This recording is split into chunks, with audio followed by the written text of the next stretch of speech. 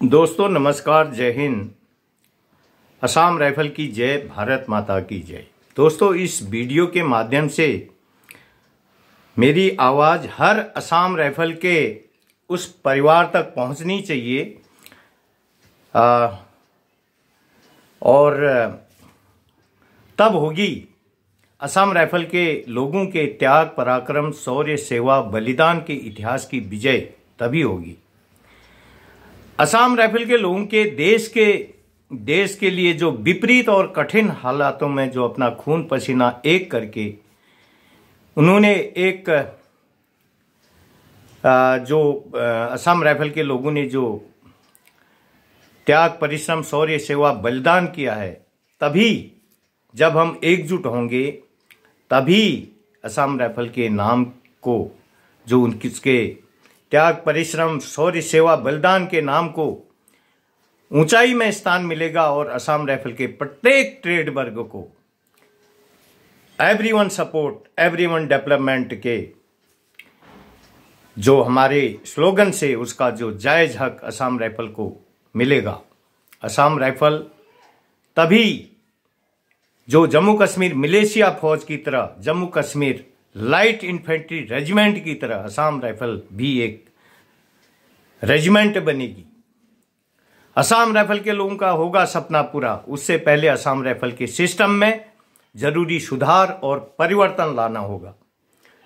जरूरी है तब उन शोषित, हमारे पीड़ित, वंचित, शोषित, पीड़ित और दलित सभी ट्रेड वर्गों को उनका जायज हक मिलेगा। उनका जो खोया हुआ आत्मसम्मान के साथ उनका जायज हक भी मिलेगा।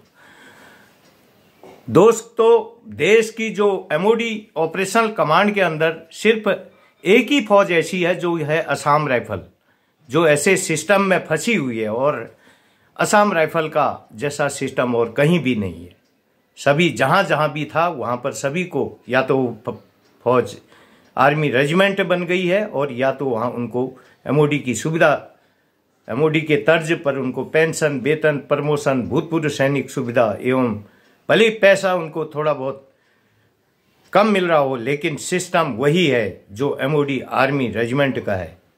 और असम राइफल का जैसा सिस्टम अभी कहीं नहीं है। असम राइफल जवान लगातार विपरीत और कठिन हालातों में देश की सेवा करता है और लगातार जंगली इलाकों में, कठिन और विपरीत हालातों के बॉर्डर में, ऐसे बॉर्डरों में भारत चीन सीमा, उसमें प्रमुख है म्यांमार सीमा, बांग्लादेश सीमा, जम्मू कश्मीर, हैती जैसे खतरनाक इलाकों में सांप, बिच्छू, जोंक, खतरनाक जानवर, जहरीले कीड़े वाले जंगलों में, आतंकवाद क्षेत्रों में, -डिग्री टेम्परेचर की, जहां की 7 दिन से लेकर 28 दिन के पैदल पोस्ट हुआ करते थे चीन बॉर्डर में।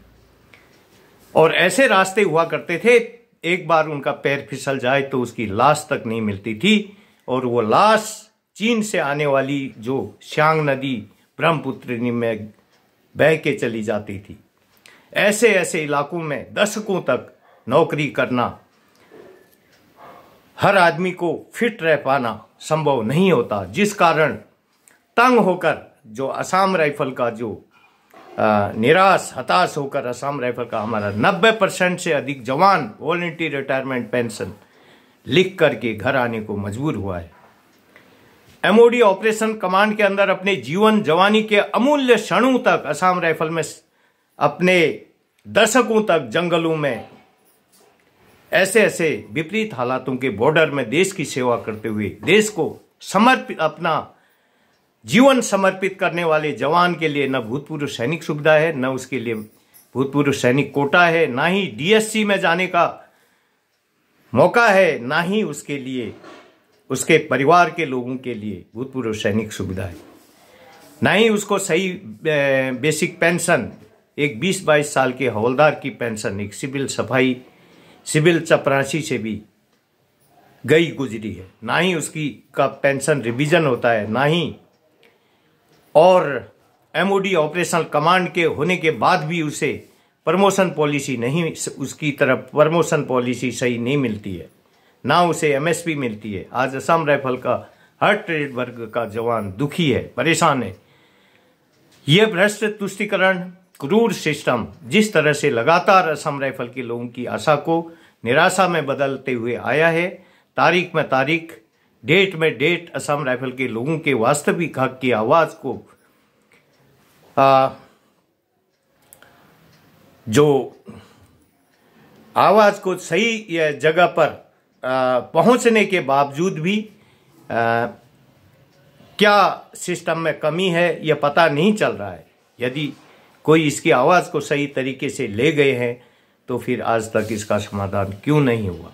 दोस्तों, एक स्टडी से पता चला है कि कुछ सिस्टम खराब करने का कारण है कुछ क्रूर भ्रष्टाचार, अन्याय, तुष्टीकरण करके अपने आप को HIP बनाना चाहते हैं। HIP का मतलब होता है high income person, high income people, मतलब उच्च आय का आदमी, मतलब मनुष्य बनना चाहते हैं लोग।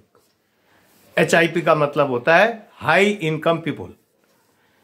तो उच्च आय व्यक्ति जो मानवता, नैतिकता, मर्यादा के खिलाफ हो, साथ ही ऐसा जो क्रूर, तुष्टीकरण, भ्रष्ट, अन्याय, लोकतंत्र और संविधान और नैतिक धर्म, मानव धर्म के खिलाफ है, ऐसे लोगों को सुधारना होगा। ऐसे लोगों की जीवन शैली में परिवर्तन लाना होगा। हमें एक मंच पर आना होगा और ऐसे सक्षम लोगों को पहचानना होगा जो असम राइफल के हक को दिला सकता है, और ऐसे भ्रष्ट लोगों को जो कि वर्षों से मनमानी करते हुए नैतिक और मानवीय मूल्यों का हनन कर रहा है, ऐसे लोगों को सुधारना होगा। उनके जीवन शैली में, उनकी मानसिकता से जो नेगेटिव थॉट है उनको निकालना होगा, हटाना होगा। उनको जो है उसकी जगह उनको सुधार करके उनकी जीवन शैली में ईमानदार सोच, मानसिकता का विकास करना होगा। दोस्तों, हालांकि अरेवा संगठन ने संगठन बनाकर एकजुट करने का प्रयास किया है, लेकिन यह सब्जेक्ट मैटर को लोकतंत्र के मंदिर, अदालत तक पहुंचाने का प्रयास तो किया है, लेकिन क्या यह सब्जेक्ट मैटर सही दिशा में जाकर यथाशीघ्र असम राइफल के नाम और असम राइफल के लोगों के वास्तविक हक और जायज हक को समय पर दिलाने में सफल होगा, या यह इस पे अभी प्रश्न चिन्ह लगा हुआ है। आओ हम एकजुट होएं और एकता पूर्वक असम राइफल के सैकड़ों वर्षों की त्याग, पराक्रम, शौर्य, सेवा और बलिदान के एक अव्वल इतिहास को हम उसका वास्तविक नाम, उसके गैलेंट्री इतिहास को वास्तविक नाम और उसका त्याग, पराक्रम, शौर्य, सेवा और परिश्रम और बलिदान है, पराक्रम है, उसका वास्तविक हक दिलाने में हम सफल हों। कृपया वीडियो को अधिक से अधिक लोगों तक शेयर करें ताकि अधिक से अधिक लोग संगठन में जुड़ें और इससे जुड़कर अरेवा संगठन में भी जुड़ें और इससे जुड़कर जल्दी से जल्दी समस्या का समाधान वास्तविक करके जो इसका वास्तविक हक है उसको दिलाने में सफल हों। और मेरा तो लक्ष्य ही यही है कि असम राइफल के लोगों को और असम राइफल के वास्तविक जो त्याग, पराक्रम, शौर्य, सेवा और बलिदान के इतिहास के एक अव्वल इतिहास के नाम को उसका वास्तविक ऊंचाई उसको मिले और असम राइफल के लोगों को उनका जो हर ट्रेड वर्ग को जो उनका जायज हक है, जो चाहता है कि मुझे CPO के उसमें मिले, ऐसा भी संभव है कि जो चाहता है CPO में जाना चाहते हैं वो अपना नाम दे सकते हैं, उसके लिए CPO की व्यवस्था की जाएगी। वरना जो ऑपरेशनल ट्रेड है उनका जायज हक है कि सिर्फ हक है कि MOD ऑपरेशनल कमांड के अंदर उनको रक्षा मंत्रालय से उनको एक लोकतांत्रिक, संवैधानिक मर्यादा, मानवता, नैतिकता को ध्यान में रखते हुए, ध्यान देते हुए और उनको उनका वास्तविक MOD रक्षा मंत्रालय के अंदर उनको वास्तविक हक उनको मिले। क्योंकि MOD ऑपरेशनल कमांड के अंदर वो जवान 90% जवान जो वॉलंटियर रिटायरमेंट पेंशन आते हैं, जो और प्रमोशन से वंचित 30-35 साल तक, 40 साल तक वो हवलदार में अटके रहते हैं, कोई सिपाही में अटका हुआ है, ताकि वो सिस्टम बने जैसे 86 से पहले ऑनरी कैप्टन रैंक तक था, और उसमें बहुत जो योग्य लोग होते थे 20 साल में एक जेसीओ तक पहुंच जाते थे। इस तरह से बहुत बड़ी हानि असम राइफल के लोगों को हुई है, और कई लोग शिक्षित होने के बावजूद भी, अपनी क्लास क्वालिफिकेशन सब कुछ क्वालिफाई करने के बाद भी उनको हवलदार रैंक में 20, 25, 30, 35, 40 साल तक अटकना पड़ रहा है। कुछ ही लोग ऐसे होते हैं जो कि 2%, 5% लोग जो जेसीओ तक किसी तरह से, वो भी बहुत मुश्किल हालातों में अपना जो है सर्विस, देश सेवा कर रहे हैं। लेकिन मजबूरी है, हर किसी की परिवार की, घर की एक न एक मजबूरी होती है। तो इसका समाधान के लिए आइए आप संगठन से जल्दी जुड़ जाएं। अरेवा संगठन से फटाफट जो लोग, ऐसे लोग आपके अगल बगल हैं, उनको बोल के और इसका एक सही हिसाब बने, इसका जो है एक जल्दी लोग जुड़े इससे, और जल्दी इसका वास्तविक हक ताकि लोगों को मिले। और यही चाहते हैं हमारे संगठन अरेवा के लोग कि अधिक से अधिक लोग इसमें जुड़ जाएं तो हम करें। लेकिन ऐसा भी हो सकता है जितने लोग मेंबर बन गए उनको ये हक समय पर मिल सकता था आज तक, लेकिन अभी तक ऐसा नहीं हुआ। और अब हम आप लोगों से गुजारिश करते हैं कि जल्दी से जल्दी ऐसे लोगों को जोड़ने का प्रयास करें। हमने तो बहुत सारे लोगों को जोड़ा भी, खुद भी जोड़े, डोनेशन भी दिया, लेकिन अभी तक सफल नहीं हुआ। आशा है आप लोग, आपके अगल बगल यदि कोई ऐसे लोग हैं उनको फटाफट जोड़ करके, ऐड करके असम राइफल के लोगों को, ताकि समय पर उनका हक मिल सके और असम राइफल को उसका वास्तविक नाम मिल सके। और असम राइफल जल्दी से जल्दी हमें इसका सबसे वास्तविक हक तभी मिल पाएगा जब ये आर्मी की एक रेजिमेंट बनेगी। लेकिन इसके लिए कई कानूनी पेच हो सकते हैं, इंटरनेशनल लॉ के अंदर ऐसा हो सकता है कि देर लग सकती है। लेकिन इसका जो बाकी कुछ जायज़ ज़रूरी चीज़ें हैं, जैसे 1 सर्विस 1 रैंक 1 पेंशन है, और भूतपूर्व सैनिक सुविधा है, और जो भी है प्रमोशन संबंधित, पेंशन संबंधित जो उसका जायज़, उसका रिवीजन करके जो हो सकता है वो जल्दी से जल्दी होने से असम राइफल के लोगों को एक बड़ी राहत मिलेगी, और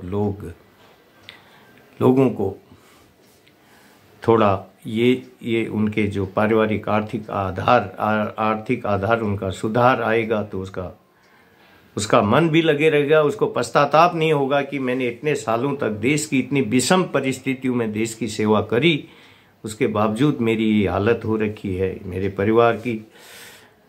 तो अब हमने तो किसी तरह, हमने भी जो है 20-22 साल वहाँ पर करके 14-15 साल यहाँ विपरीत हालातों में एक सेल्समैन, एक छोटा मोटा होलसेल का काम करके अपने बालक बालिका को पढ़ाया। हालांकि हम ऑल क्लास हमारी, और जो है हमारा जो भी रिक्वायरमेंट था हमारा, अंतिम जो प्रमोशन तक पूरा था, फर्स्ट सब कुछ था, और सिविल एजुकेशन क्वालिफिकेशन भी हाई स्कूल से अबव थी। तो लेकिन उस बावजूद भी हम कुछ बहुत बड़ी लाचारी के कारण, मजबूरी के कारण हमें आना पड़ा। लगातार दशकों तक जंगलों में रहे, यही एक बड़ा कारण था, और घर से हमेशा दूर थे विषम परिस्थितियों में, और बच्चों का भविष्य भी अंधकार में जा रहा था, बालक बालिका का भविष्य भी अंधकार में जा रहा था। तो इसीलिए बहुत सारे लोग आए लगातार। कई लोग तो हम जब ऐसे जगहों पर थे, सभी को पता है कि जब उनके घर में कोई हादसा हो जाता था, कांड हो जाता था, वो आ ही नहीं पाता। चीन का वो बॉर्डर अभी भी याद होगा, जहाँ 9 दिन से 10 दिन 12 दिन जो है हेडक्वार्टर आने में लगते थे।